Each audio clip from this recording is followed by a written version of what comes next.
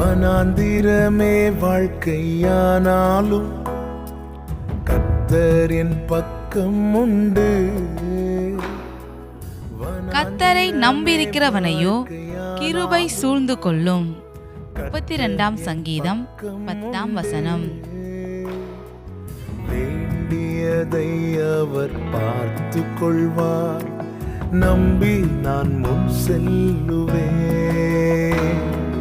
வேண்டியதை அவர் பார்த்து கொள்வார், நம்பி நான் முன் செல்லுவேன்.